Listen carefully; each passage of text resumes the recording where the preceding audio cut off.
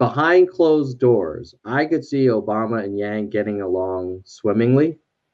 And I could see behind closed doors, Obama saying to people, "Hey, this guy is legit. Like he's a smart mofo."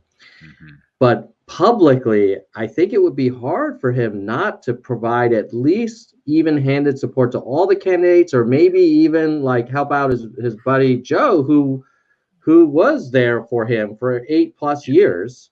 And I feel like Obama's a stand-up guy, and he's in a tough position because he wants to do right by his friends and his former colleagues and his political partners.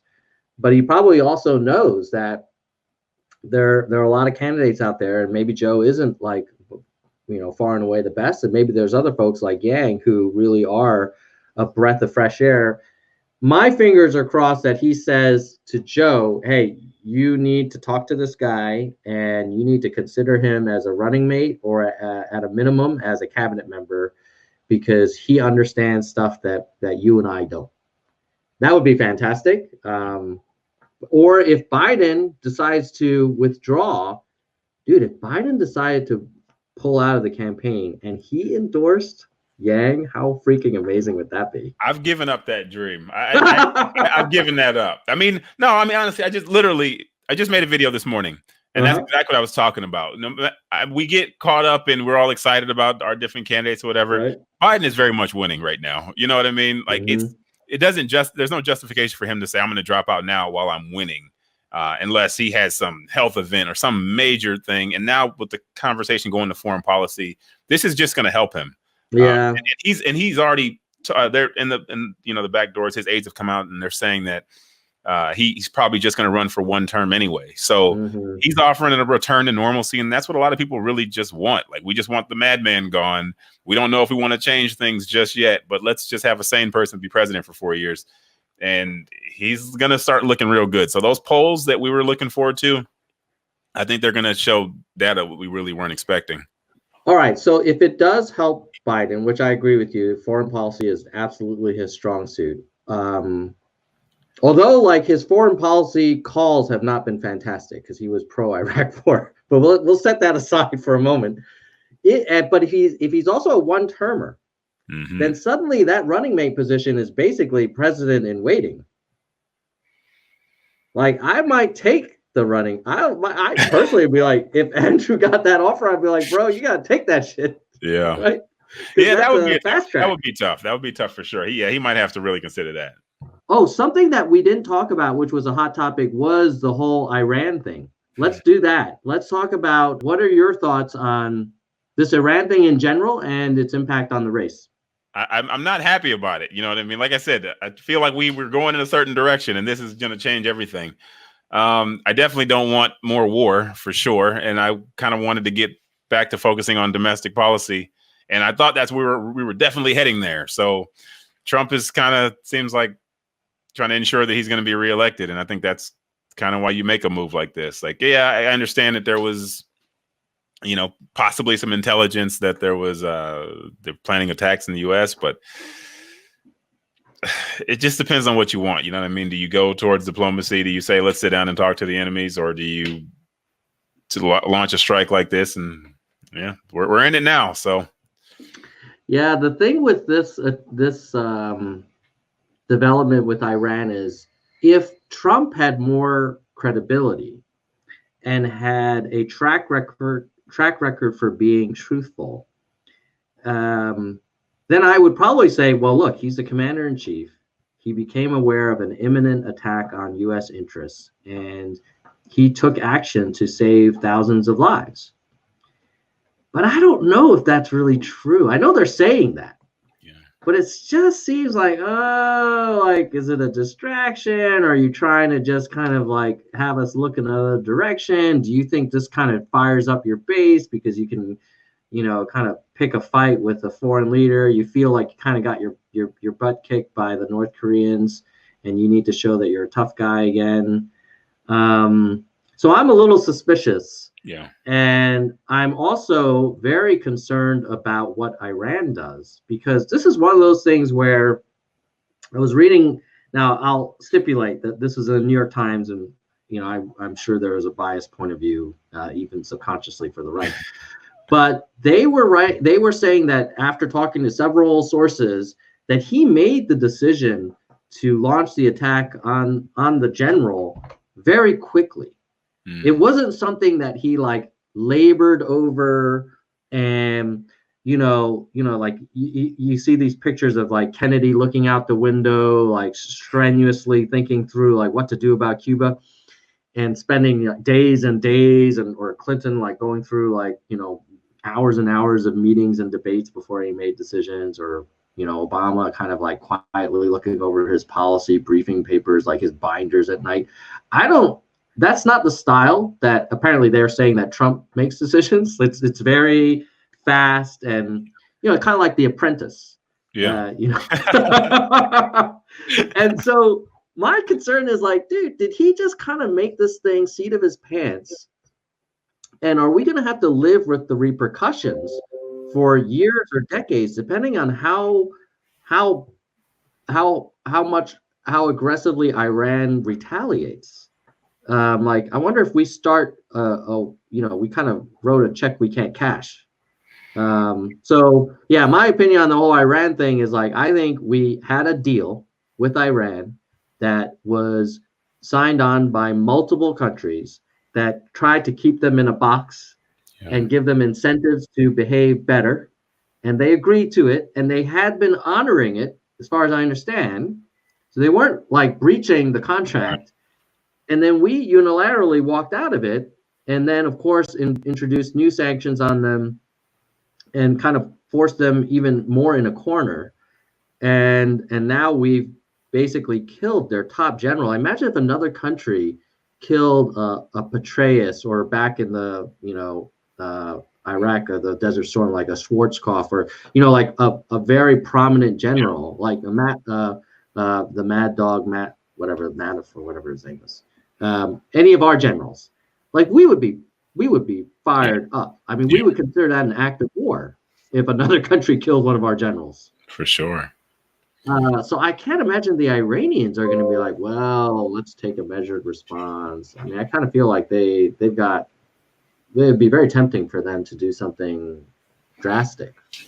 That's what it seems like. That's what they're signaling. But are they posturing, or are they serious? I mean, we won't know. You know what I mean? Do they really want to go there with somebody who is clearly thinking this little about launching that type of attack? So, and again, we'll have to see, man. If he's trying to get reelected, I don't know. This is going to definitely draw a line in the sand. I mean, like I was talking about with Biden, does this push people more towards Biden and saying, you know what, let's see if we can fix this? Or is this like, okay, we got to rally behind our president, and, hopefully he can continue doing what's right for us? Yeah, I don't know. I don't know how the people feel about it. All right, so let's do this. Let's assume that Iran does counterattack and blows up some parts of bases or embassies, does some terrible stuff, and that escalates, and it'll probably also throw some missiles over to Israel, which then stirs up more, and then Trump loses the re-election, and then the new president is like, oh, welcome to the new world, that this mess that they've inherited, right? It's funny, like Trump always talks about, how the international affairs was such a mess under Obama and he had to come in. It's like, no, dude, everything was fine. Yeah. like North Korea was fine, right? We just had to deal with them. But at any rate, who do you think, how do you think the current Democratic candidates would do? Like you mentioned, Biden's strong suit is foreign policy. So do you think who would be best positioned to steer the country through this kind of crazy foreign environment? I would have to give it to Biden. I mean, honestly, I don't think that, but I don't think he's going to do anything different. I don't think that he would stop, pursuing military action. I think it would just be, he'll make it look good. You know what I mean? He'll make people feel confident about it. He'll give us a timetable that we may or may not actually meet. And, he'll try to report in frequently, but I don't think that he's not going to just put the brakes on it because somebody else started the action. Yeah. I just think, we have a position where no one wants to look weak. And you would kind of be looking extremely weak if you took over and said, okay, we messed up. We're sorry. That was the other guy. New management. We apologize. Let's walk it back. We can get back in the Iran deal. Like, is someone actually going to do that? I don't even think Yang would do that. Yeah. Yeah, I think Biden would be a calming factor, a steady hand on the wheel. He would not do anything drastic one way or another. He would not escalate, and he would not dramatically de-escalate. And at the worst, so like with Biden, you basically contain your downside. With Yang, the thing I like about Yang is he doesn't have a lot of baggage. And so, in a weird way, Biden has a little bit of baggage because of the Iraq war thing. And like, maybe he's got that kind of hanging over his head. But I feel like Yang is a very logical, dispassionate, kind of rational, almost like a Vulcan kind of type of personality. But, when the world's going nuts, like you kind of need someone that's going to be like, okay, here's how I think about it. Like, these are our options, and here's why I think we should do it this way. With Warren, I wonder what she would do. She never really talks about foreign policy other than like not getting involved. But this will be a different problem because you can't just say we can't get involved because we will already have been involved. Yeah. It's like, well, I don't want to go to the party. We're in the party. The party's going south, and people are throwing chairs. Like, what are we going to do? Hey, I don't envy whoever ends up in the seat. I definitely don't envy him at all. Yeah. Well, I guess we could conclude probably that Biden would be the perhaps safest. I think Yang may be a little bit more effective and innovative, but I don't have any strong. I'm like kind of 60-40 on that one. And then Buttigieg, I don't know. I think he'd be kind of like, I hope he would do the right thing for the country. I think he might be a little too clever for his own good and try and like get a big victory and come and go down in history as like the greatest leader ever and maybe take more risks than he needs to. Sanders would probably just he would just probably pull back from everything and just focus on domestic stuff. But the risk would be that like the genie's kind of out of the bottle and you can't just like, not look that way. So anyway, so that's the foreign policy stuff. Oh, someone was also asking about the fires in Australia. Gang gang 2020. Gang gang 2020. Gang gang 2020. Gang gang. Yang gang 2020. Yang gang 2020. Yang gang 2020. Yang gang. Yeah. Yang gang 2020. Yang gang 2020. Yang gang 2020. Yang gang. Yeah. I want 1,000 a month, 1,000 a month. I want 1,000 a month, 1,000 a month. Let's get this bread. Freedom dividend. Are all y'all paying attention? Automation gonna sweep the nation unless we get him in. Andrew Yang 2020 freedom dividend. Yang gang 2020. Yang gang 2020. Yang gang 2020. Yang gang. Yeah. First we get this money, then on 420. He gonna give some high fives to some high guys. Decriminalize marijuana so we can smoke if we wanna. Down with the opioid trend, up with the mental health thing.